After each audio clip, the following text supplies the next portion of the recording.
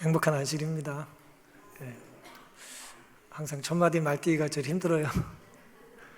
우리 귀한 또 밝고 또 경쾌한 아름다운 찬양을 감사합니다. 아마 찬양을 즐겨하시고 좋아하시는 분들은 전사들과 함께 천국에서 찬양하는 걸 꿈꾸고 기다리실지 모르겠어요.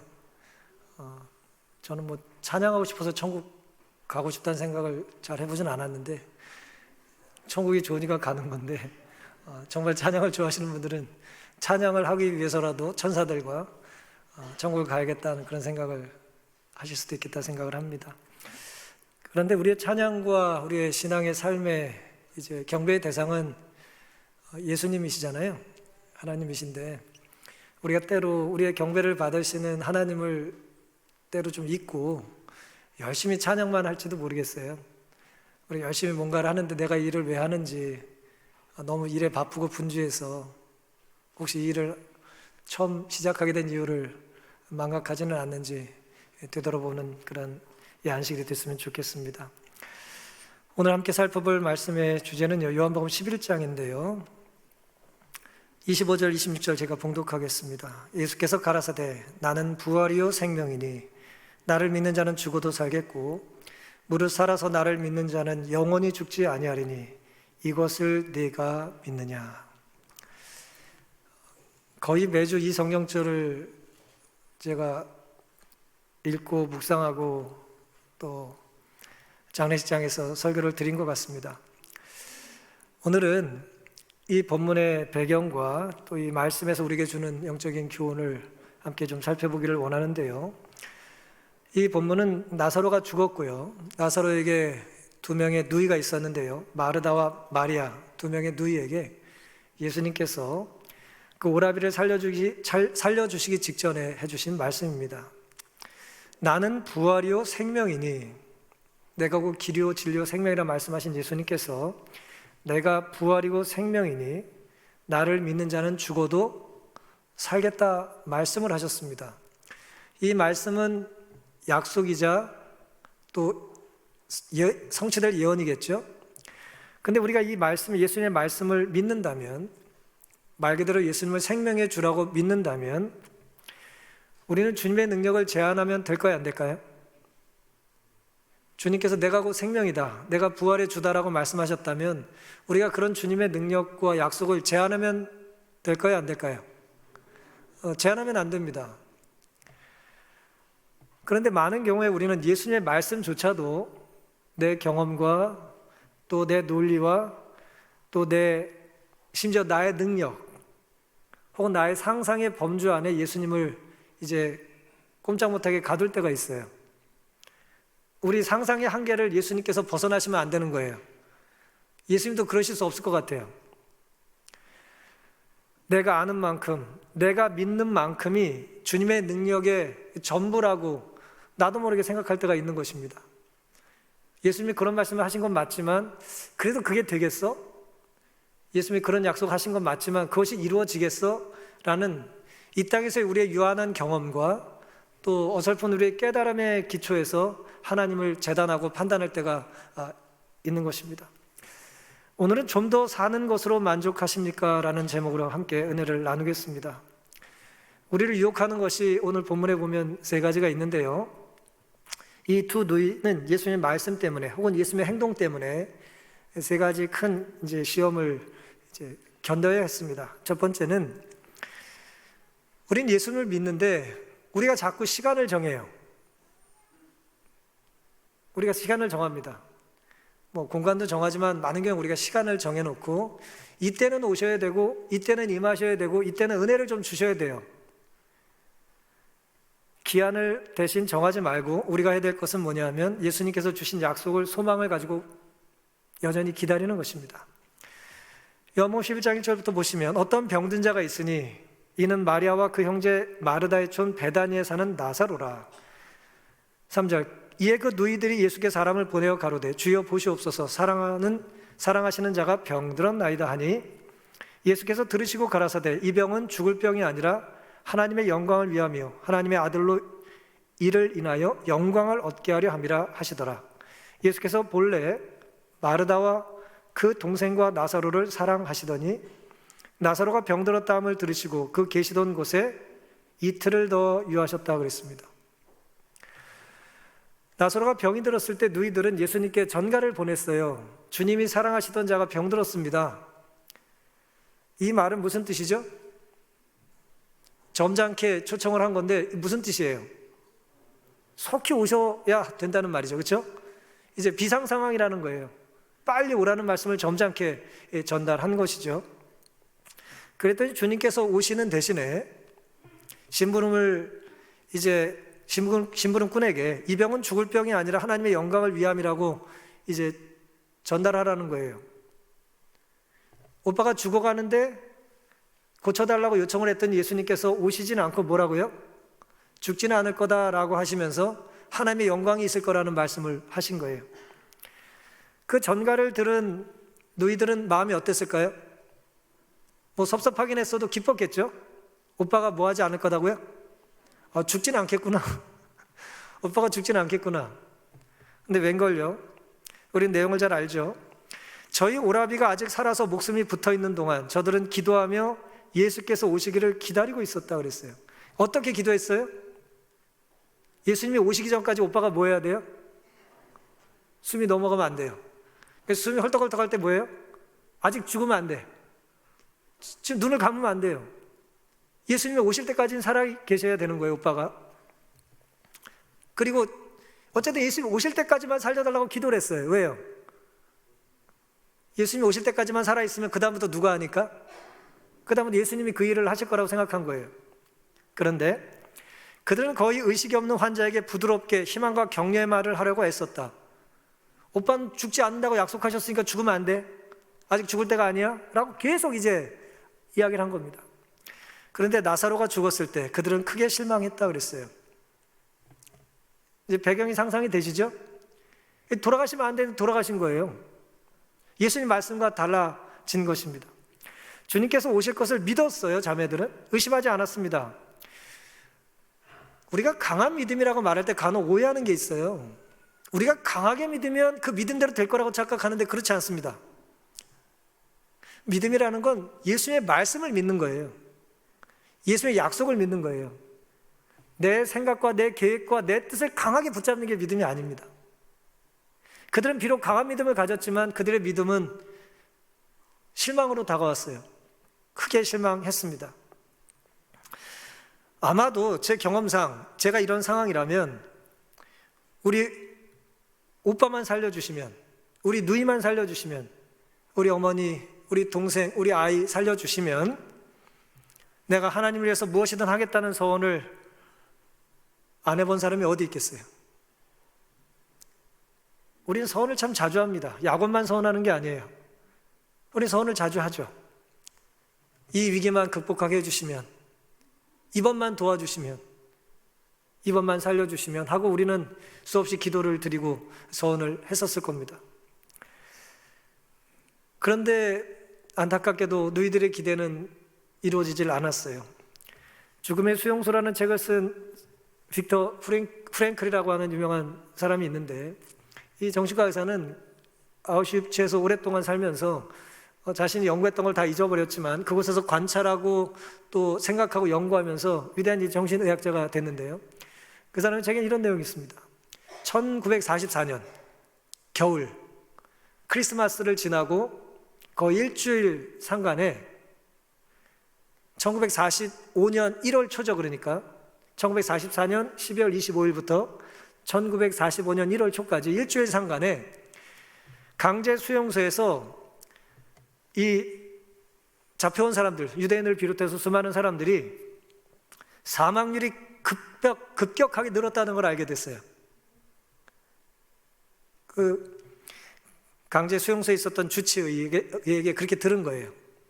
평상시에 예를 들어 한 달에 혹은 한 주에 뭐 1명 혹은 4명 그렇게 돌아가셔야 되는데 그 마지막 주에는 갑자기 많이 돌아가신 거예요. 갑자기 사람들이 많이 죽은 거예요. 그래서 이 사람이 이제 똑똑한 사람이니까 생각을 하는 거예요.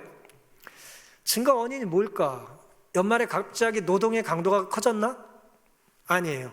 음식물이 부족했나? 영양이 부족했나? 아니었어요. 기후가 바뀌었나? 아니었습니다. 그럼 전염병이 있었나? 그것도 아니었어요. 변화가 있어요, 없어요? 차이가 아무것도 없었어요. 근데 갑자기 사망률이 너무 높아진 거예요. 왜 그랬을까요? 대다수의 죄수가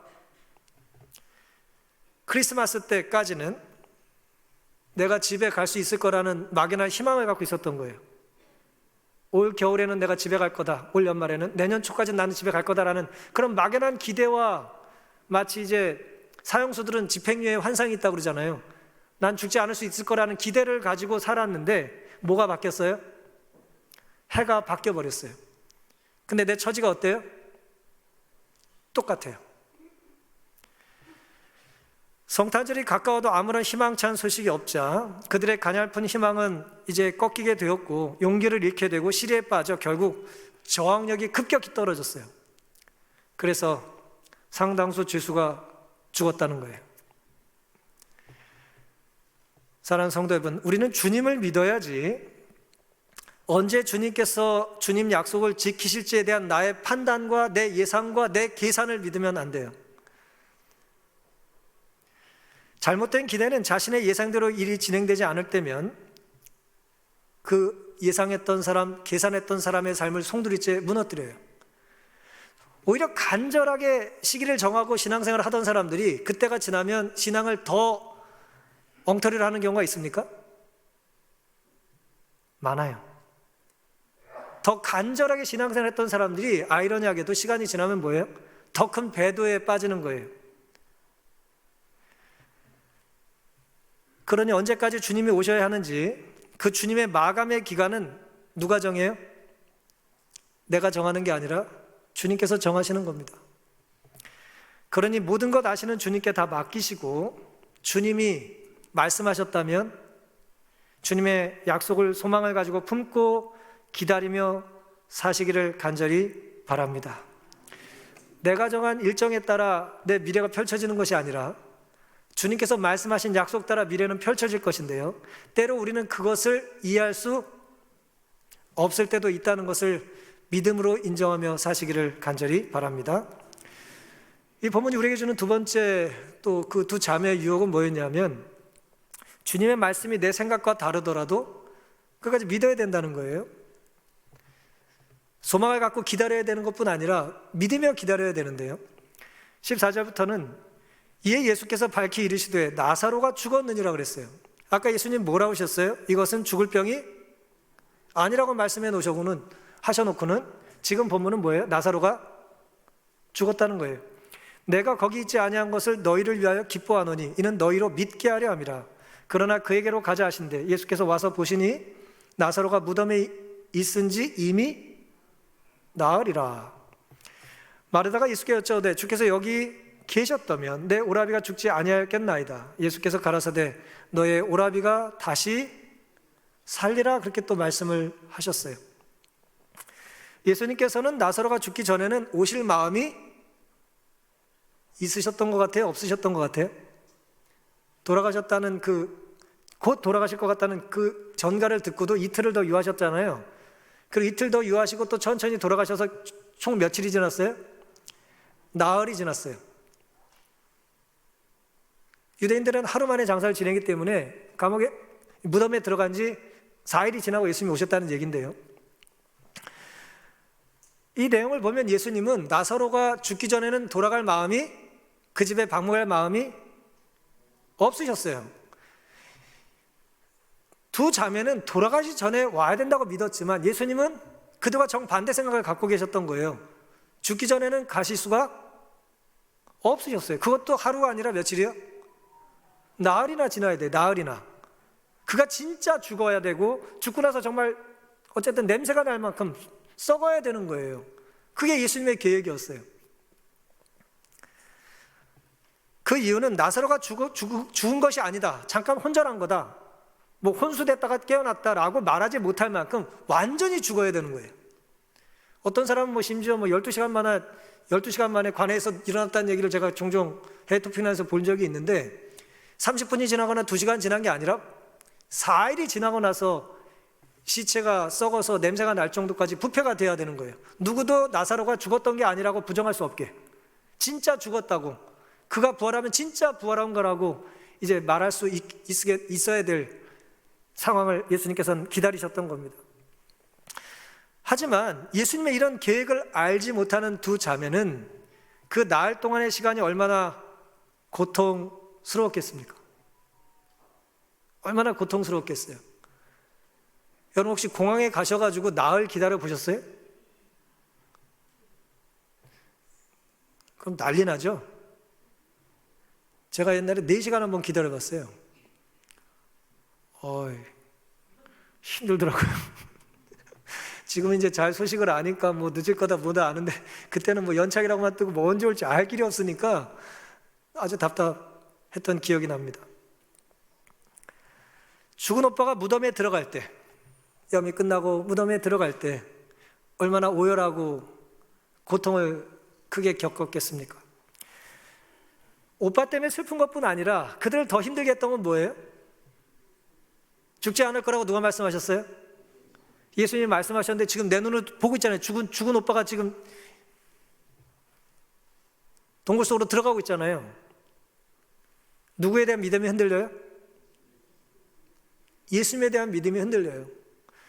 보통 사람들이 누구나 다 죽어, 조금 먼저 잠들었다고 생각해. 그러면 괜찮을 텐데 예수님은 죽지 않을 거라 말씀하셨는데 오빠가 죽었단 말이죠. 예수님에 대한 믿음이 격렬하게 시험을 받았습니다. 분명히 죽지 않을 병이라고 하셨는데 오라비가 죽었잖아요. 죽지 않을 병이 어떻게 죽음에 이르는 병이 되고 말았을까요? 사랑하는 이의 죽음 앞에서 만약 주님께서 거짓말을 하셨다면 우리는 그런 주님을 믿을 수 있습니까? 누구든 죽음 앞에서는 우리가 농담하지 않잖아요. 큰 전쟁이 있거나 예를 들어 9.12 테러 같은 일들이 있었을 때는 그 조롱을 일삼는, 프랑스 유명한 일간지에서 이렇게 조롱하는 듯한 사람도 이때는 침묵해야 될 때라고 그러고 그런 글을 싫지 않았었어요. 누구든 죽음 앞에서는 예의를 갖춥니다. 함부로 말하질 않아요. 그런데 어찌된 영문인지 예수님께서는 곧 죽을 사람을 앞두고 죽지 않을 거라 말씀하셨고 이제는 죽었다고 또 말씀을 하시냐는 거죠. 큰 상처는 대체로 철석같이 믿었던 사람이 나에게 등을 돌릴 때, 혹은 나를 어쩌면 의도적으로 속였다고 생각할 때 느끼는 절망감이 아니겠습니까? 별로 기대하지 않으면 상처도 없죠? 기대도 안 했는데 무슨 상처를 받겠어요? 생전 처음 보는 사람 보고 난 너무 큰 상처를 받았다는 사람은 없어요. 그건 불가능해요. 되게 오랫동안 알고 또 사랑하고 의지했던 분에게 받는 상처가 큰 것입니다. 오라비가 살아있을 때 오시겠지. 그래도 장례식에는 오시겠지. 하지만 그들의 기다림은 기가 막히게 나흘이 지나서야 이루어지고 말았습니다. 내가 너무 힘들다고 전한 거예요. 예의를 갖춰서. 그런데 한참 뒤에 오는 친구라면 그 친구를 믿을 수 있을까요? 힘들 겁니다. 구주께서는 과연 고통받는 그의 친구들의 가정을 고의로 피하셨을까? 마리아와 마르다 그리고 죽어가는 나사로는 분명히 버림받은 것처럼 보였다. 버림받았다고 느꼈어요. 속임당했다고 느낀 거예요. 속았다고 생각한 거예요. 그러나 그들은 혼자만 있지 않았다. 그리스도께서는 모든 광경을 다 보셨고 죽음과 투쟁하는 오빠를 보고 마음이 찢어지듯 슬퍼하는 그들을 목격하셨다 그랬어요. 예수님 보고 계셨다는 거예요. 알고 계셨어요. 예수님의 약속을 믿음이 부족해가지고 의심하고 두려워하는 그 두 자매를 보고 예수님께서는 가슴 아파하셨다는 거예요. 사랑하는 성도 여러분, 주님 약속이 내 기대와 다를 때라도 주님은 약속을 지키신다는 것을, 신실하신 주님께서는 그 약속을 지키신다는 것을 끝까지 믿고 사시기를 바랍니다. 하나님의 인도하심의 손길이 미치고 있음을 느끼려고 노력하는 모든 사람들에게 있어서 가장 큰 낙담의 순간은 바로 하나님의 도움이 가장 가까이에 있는 때이다. 우리가 느끼지 못해도, 보지 못해도, 혹은 들리지 않아도 주님은 우리 곁에 계십니까? 우리 곁에 계셔서 우리를 보고 우리 눈물을 주목하고 계신 거예요. 이 세상 구주께서 곁에 서 계시는데도 불구하고 괴로움을 당한 친구들이 죽은 자에 대해 슬퍼하고 있다는 사실을 보시고 예수께서는 눈물을 흘리신 거예요. 주님이 통치할 수 없는 시간이 있습니까? 주님은요, 이적을 베푸시는데 살아 있을 때만 이적을 베푸십니까? 불씨가 있어야만 불을 붙이십니까? 마중물이 없으면 물을 못 끌어내십니까? 주님이 그런 분이에요? 살아 계실 때는 어떻게든 우리 살리는데 죽고 나면 끝입니까? 우리가 그런 분을 믿는 거예요? 아니죠. 주님께서 통치하실 수 없는 시간은 없죠. 주님이 통치할 수 없는 시간은 없어요. 사람이 살아있든 죽었든 죽어가든 어떤 상황이든 주님께서는 우리에게 부활이요 생명이 되실 수 있음을 믿으십니까? 그게 우리가 믿는 주님이죠. 그 다음에 주님께서 통치할 수 없는 공간이 있으신가요? 여기 무슨 큰 대로에서는 별내 5로에서는 좀 역사하시는데 별내 8로쯤 가면 안 됩니까? 무덤 밖에서는 유능하신데 무덤 안에는 힘을 빼십니까? 맥을 못 추세요? 무덤까지는 능력이 닿질 않으시나요? 아니에요. 주님께서 다스리지 못하는 시간도 주님께서 통치하지 못하시는 공간도 없습니다. 그럼에도 불구하고 우리는 많은 경우에 주님이 너무 늦었다는 시간을 정해놓고 이곳에서는 주님도 힘을 발휘하시지 못할 것 같다는 절망적인 공간과 상황을 우리는 그냥 받아들이는 거예요. 죄 많은 인간의 재난은 예수의 심령을 무겁게 짓눌렀고 그가 그들의 모든 고통을 덜어주시려고 하실 때 그의 눈물의 샘은 터졌던 것이다 그랬어요. 주님이 옆에 계시는데도 자꾸 울고 있으니까 뭐예요? 울지 마 그러면 같이 이제 우시는 것 같으신 겁니다. 물론 그 중에 많은 사람들은 예수님을 부정하고 또 죄를 지는 모습 때문에도 예수님은 슬퍼하셨다고 하셨어요. 그러니 낙담이 클수록 주님께서 가까이 계셔서 함께 울고 계신다는 사실을 믿으시기 바랍니다.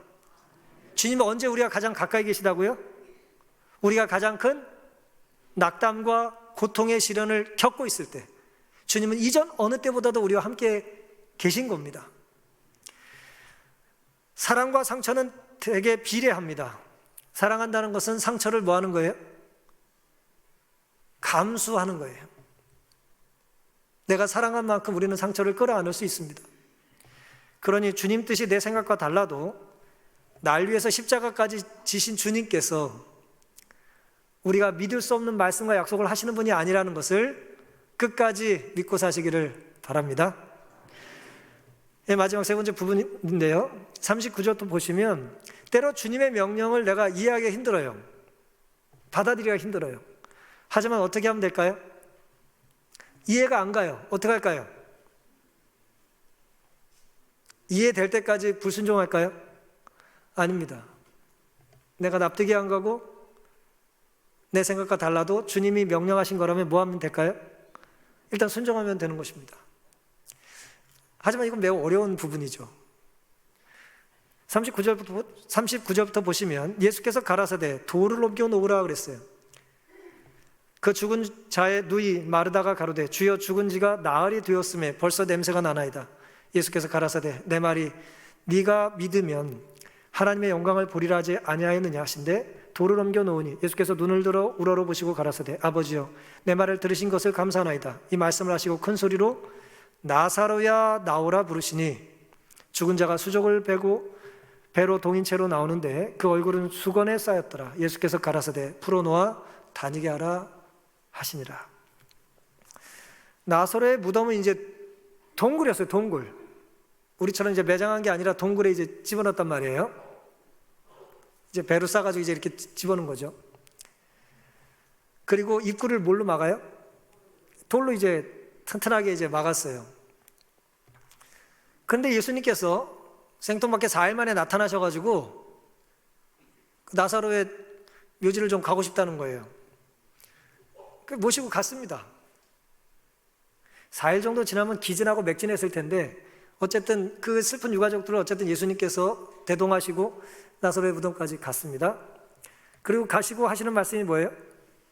돌을 옮기라는 거예요. 이전에 이런 일을 누가 한 적이 있을까요? 없을까요? 오랜 지나고 누가 다시 또 들어갈 때쯤 돼서 옮기는 게 아니라 들어간 지 나흘밖에 안 된 오빠의 시체를 예수님께서 보시겠다는 거예요. 예수님은 남들이 안 하는 일을 하실 때가 있잖아요. 받아들이기 쉽지 않은 이야기를 하실 때가 있단 말이죠. 돌을 옮기라고 그랬어요. 그때 마르다가 뭐라고 대답합니까? 마르다가 아주 예의가 있고 똑똑한 사람 같아요. 주여, 죽은 지가 나흘이 되었음에, 무슨 뜻이에요? 나흘 만에 오셔놓고 그 사이에 오빠는 지금 다 이 더운 날씨에 다 이제 냄새 날 만큼 썩었는데, 아주 부드럽게 말을 했지만 내용에 뭐가 있어요? 날카로움이 있죠. 여자 특유의 날카로움이 있어요. 예수님의 말씀에 순종하겠다는 거예요? 순종하고 싶지 않다는 거예요? 순종하고 싶지 않을 뿐 아니라 단칼에 거절한 거예요. 마르다의 대답은 사실을 나열했습니다. 죽은 지 나흘 됐고 썩은 건 당연히 다 맞는 얘기잖아요. 우리는 맞는 얘기를 하면서 거절할 때가 많죠? 그렇죠? 맞는 얘기인데 안 한다는 거예요, 결국은. 예수님 말씀을 들을 수 없다는 것입니다. 그리고 단순히 거절한 게 아니라 이제 와서 시체를 본들 뭘 할 수 있겠습니까? 여기까지 왔으면 됐습니다. 주님 마음 알겠으니 그만하십시오.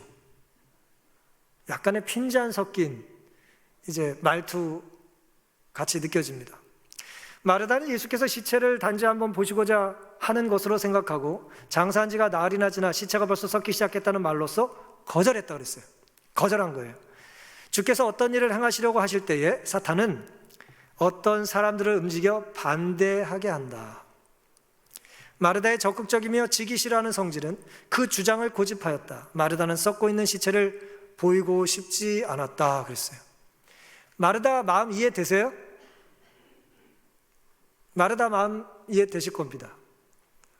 그런데 마르다가 아무리 거룩하고 열심히 있는 사람이라 할지라도 그에게는 개선돼야 될 기질이 있었는데, 그게 뭐예요?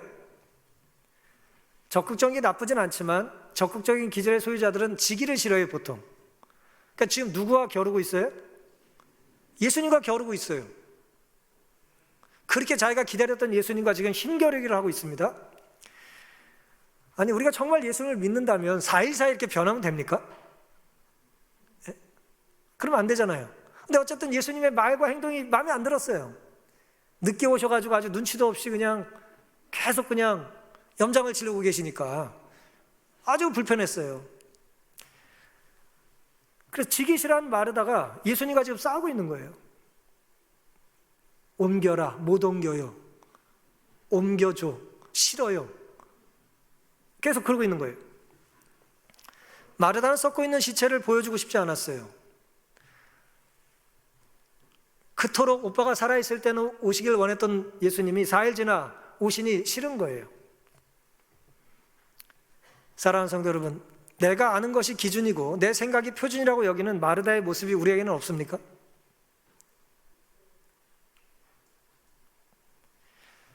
의식주와 관계된 우리의 취향이 있어요. 내가 입고, 내가 먹고, 내가 사는 내 기준이 있습니다. 우리는 많은 경우에 그런 것을 가지고 마치 마르다가 예수님께 제시하듯 그런 말을 할 때가 많아요. 지금은 아니라고, 이건 아니라고. 남의 집 담벼락 색깔까지 내 취향을 관철시켜야 되는 사람들이 있는 거예요. 주님이 내 삶의 주인이라면 내가 주님을 따라야지 주님이 나를 따르면 곤란하지 않겠어요? 주님이 옮기라면 나흘이 지난 무덤 입구 돌이라도 옮겨야 하지 않겠습니까? 무엇을 옮길지, 언제 옮길지는 누가 정합니까? 누가 정해요? 내 무덤은 내가 정합니까? 가족묘니까 내가 정합니까? 주님이 판단하시고 정하시는 겁니다. 내 생각과 주님 생각이 부딪히면 언제나 누가 틀린 거예요? 여기 소리가 이렇게 작아요? 내 생각과 주님 생각이 틀리면 언제나 누가 틀린 거예요? 당연히 우리가 틀린 겁니다. 주님은 실수하지 않으시거든요. 마르다 같은 태도가 위험한 것은 대개 사람들 사이에서 이 주장과 고집과 경쟁이 사랑이라는 이름으로 포장되기 때문이에요. 내가 널 사랑하니까 이렇게 하라는 거예요. 틀린 말은 아닙니다. 마르다의 말이 다 틀리지 않았잖아요. 마찬가지예요. 틀리지 않아요. 우린 옳은 말을 틀린 내용으로 전달하진 않아요. 우리의 문제는 태도죠.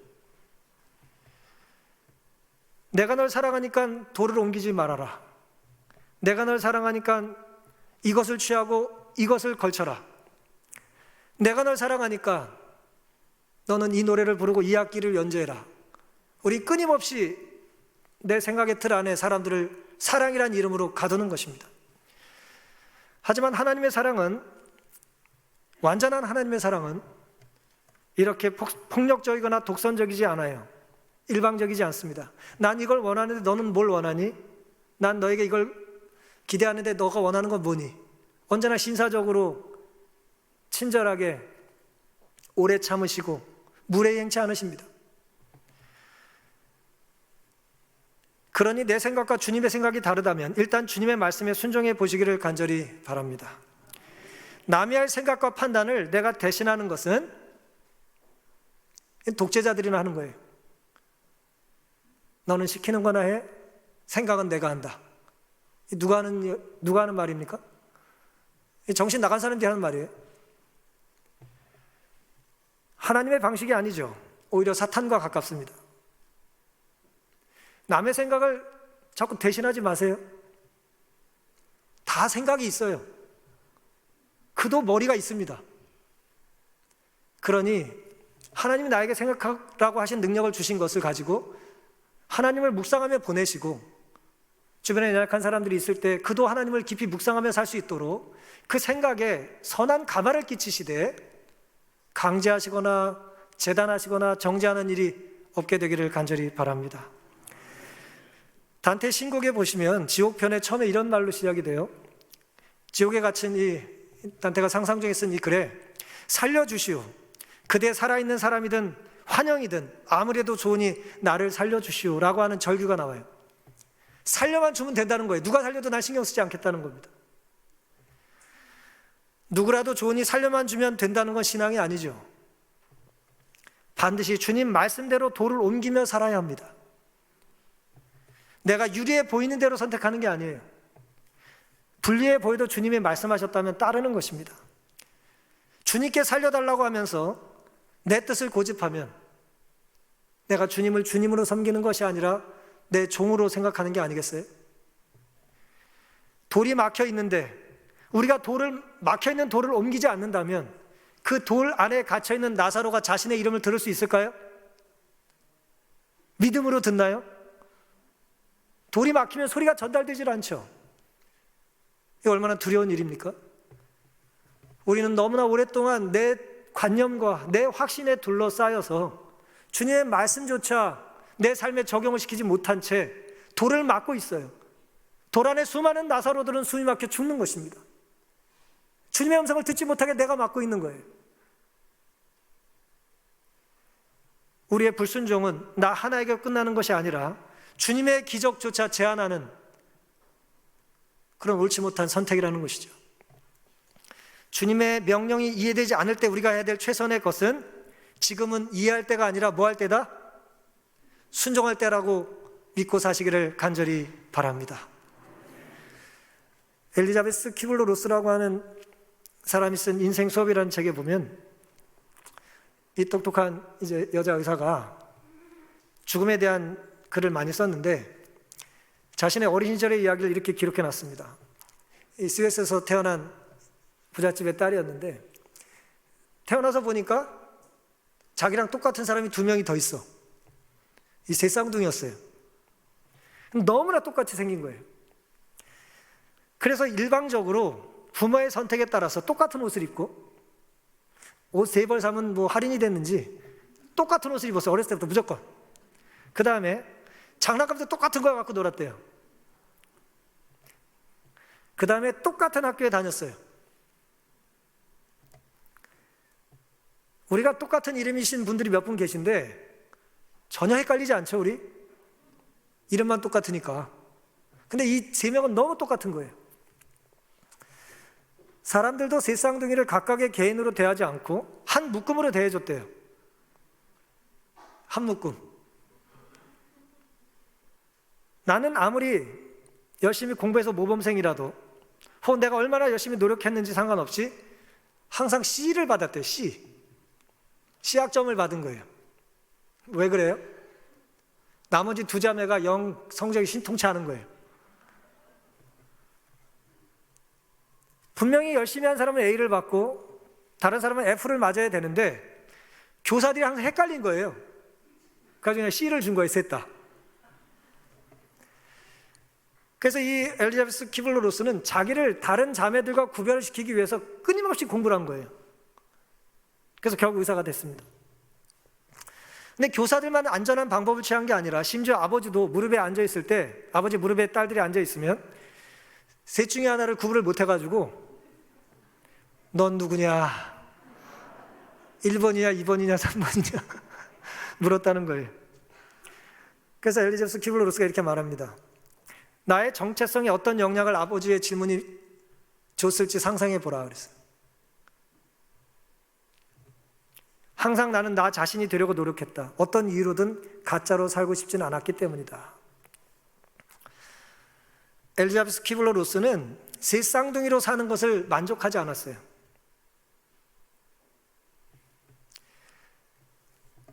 쌍둥이 중 하나가 아니라 진정한 한 사람으로 살고 싶었던 것입니다. 유일한 존재로 구별되길 원했던 것이죠. 하나님은 우리를 이 키블러-로스의 아버지처럼 혹은 선생님처럼 한 묶음으로 대하는 걸 좋아하지 않으세요. 양을 100마리 단위로 세시는 분이 아니에요. 한 마리 한 마리의 이름을 세시는 분입니다. 몇 명이 빠졌어가 중요한 게 아니라 누가 빠졌냐고 물으시는 분이에요. 우리는 쌀도 아니고 한 가마니에 쌀 몇 개 있는지 아세요? 우린 쌀이 아닙니다. 우린 장작도 아니고 한 더미 두 더미, 우린 굴비도 아니에요. 뭐 10마리 20마리 묶여야 팔려나가는 그런 존재들이 아닙니다. 사람은 혼자 단독자로 충분히 존재할 수 있어야지 얼렁뚱땅 통으로 엮여서 통칠 수 있는 존재가 아닙니다. 힘 있는 사람은 내 이름을 모를 수 있어요. 정치가들 중에 제 이름을 아는 사람이 누가 있겠습니까? 근데 몰라도 상관없잖아요. 세상에 힘 있고 능력 있는 잘난 사람은 저를 모를 수 있어도 우리의 관심은 누가 내 이름을 알면 됩니까? 하나님이 우리를 아시면 됩니다. 이사야 43장 1절 야곱아 너를 창조하신 여호와께서 이제 말씀하시느니라 이스라엘아 너를 조성하신 자가 이제 말씀하시느니라 너는 두려워 말라 내가 너를 구속하였고 내가 너를 지명하여 불렀나니 너는 내 것이라. 지명하여 이름을 불렀다는 얘기예요. 이름을 부르며 나를 부른다는 거예요. 야 지나가는 사람 일로 와가 아니라 이름을 부르고 우리를 호출하신다는 거예요. 요한복음 10장 3절 문지기는 그를 위해 문을 열고 양은 그의 음성을 듣나니 그가 자기 양의 이름을 각각 불러 인도하여 내느니라. 넌 누구니가 아니고 양마다 뭐가 있어요? 예수님이 불러주시는 이름이 있습니다. 선한 목자는 양의 이름을 알아요? 제가 여러분들을 다 파악 못해서 지금 서운하신 분들이 자꾸 오셔가지고 나 아냐고 위에도 있고 밑에도 있고 많아요 지금. 나 아냐고. 저도 묻고 싶습니다.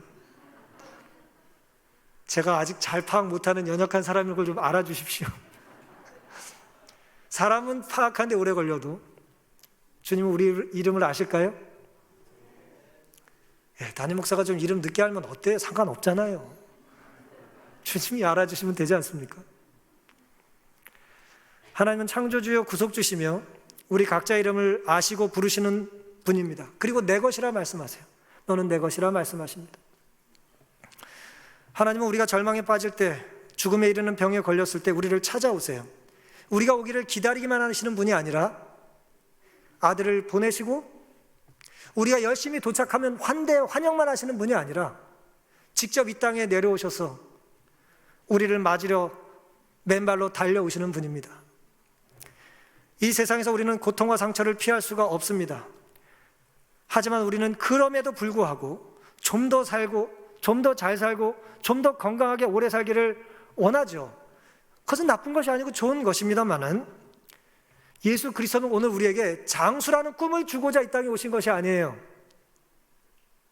장수, 무병 장수 좋은 것이지만 아무리 오래 살아도, 아무리 내 다리의 근육과 근력과 관절이 오래 작동해도 주님 십자가에서 우리 고관절을 튼튼하게 해주시기 위해서 돌아가신 게 아니고 우리에게 영원한 생명을 주시기 위해서 달려 돌아가셨다는 것을 잊지 않게 되시기를 간절히 바랍니다. 주님의 선물은 장수와 건강이 아니라 그건 부차적인 것이고요, 본질적인 것은 영원한 생명입니다. 우린 좀 더 사는 삶에 만족하면 안 돼요. 우리는 영원한 삶을 약속받은 사람들이기 때문에 우리는 그 이전에 어떤 것으로도 만족하면 안 되는 것입니다. 감사와 만족이 반드시 같은 말이 아니에요. 우리는 감사하지만, 오늘의 삶에 감사하지만, 오늘의 찬양에 감사하지만, 오늘의 성도와 오늘의 말씀에 감사하지만 우린 이것으로만 만족하고 살기를 하나님 원하지 않으세요. 더 거룩해지길 원하시고 우리가 더 거룩하게 사람들을 섬기며 살기를 하나님은 언제나 기다리십니다. 있는 그대로 받아주시지만 우리를 있는 그대로 놔두지 않으시고 어떻게 하길 원하세요? 아름답게 바꿔주시기를 원하세요.